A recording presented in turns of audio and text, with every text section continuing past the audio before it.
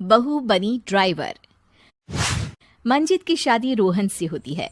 रोहन को नशे की बुरी लत लगी होती है। एक दिन, अरे माँ, मेरा एक साइड का शरीर काम नहीं कर रहा है। मैं आज खेतों में कैसे जाऊंगा? अरे बेटा, ऐसा ना बोल।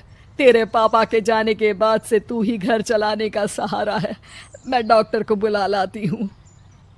देखिए बहन जी, रोहन के शरीर के एक साइड में लकवा है। अब वो कभी ट्रैक्टर नहीं चला पाएगा। घर में मनहूसियत का माहौल हो जाता है। लीजिए माँ जी, रोटी खा लीजिए।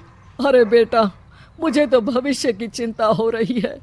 मेरा एक ही बेटा है और वो भी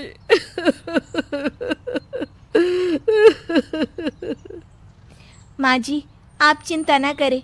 जब तक ये बीमार है मैं खेत जाकर काम कर लिया करूंगी। वैसे भी नशे के कारण इनका शरीर काफी कमजोर हो गया है। अगले दिन मंजीत खेत में जाकर काम कर शाम को घर लौटती है। ये ले बेटा, पानी पी ले। कैसा रहा काम का पहला दिन? माँ जी, काम तो ठीक है, लेकिन मैं अगर ट्रैक्टर चलाना सीख लूँ ना तो काम और भी आसान हो जाएगा। अरे बेटा, दुनिया क्या कहेगी कि औरत होकर ट्रैक्टर चला रही है।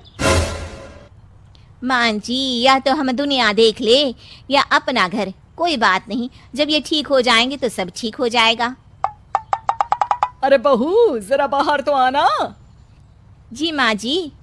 बहू, तेरे मामा जी आए हैं, तूने बुलाया था ना? हाँ माँ जी, वो मामा जी ना आज से मुझे ट्रैक्टर चलाना सिखा।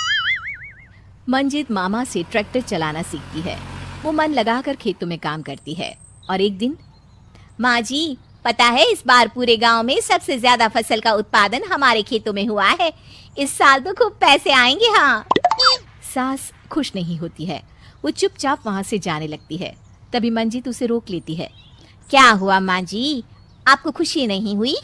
बेटा, आज डॉक्टर साहब बोल रहे थे कि रोहन के ठीक होने के लिए 5 लाख रुपए की जरूरत है। समझ नहीं आ रहा क्या करूं।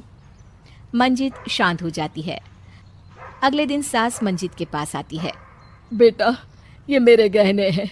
इसे अपने गहनों के साथ जोड़कर सुनार को दे आ। जितने पैसे हो ले आ। डॉक्टर को आज ही देने हैं। मंजित अपने गहने और सास के गहनों को लेकर दुकान में बेचकर पैसे लेकर घर आ जाती है।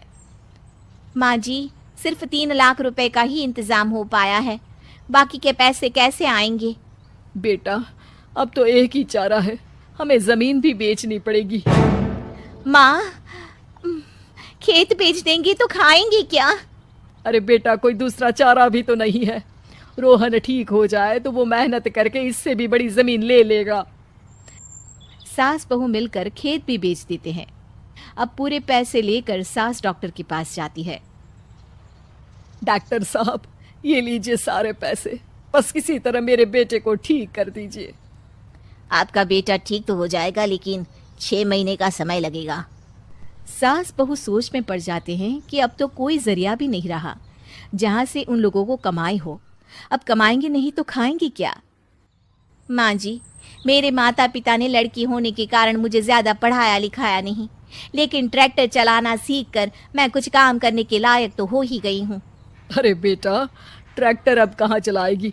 खेत तो बिक गए हैं। माँ जी, मैं किसी और के खेतों में दिहाड़ी में काम कर लूंगी, कुछ तो पैसे आएंगे ही ना।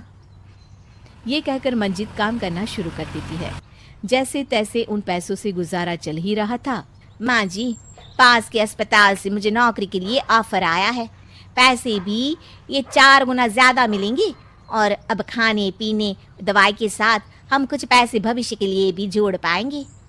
लेकिन काम क्या है बहू? माँ जी, मुझे अस्पताल की एम्बुलेंस चलानी है। अरे, तू तो मेरी बहू नहीं, बेटा है बेटा। जरूर जा बेटा।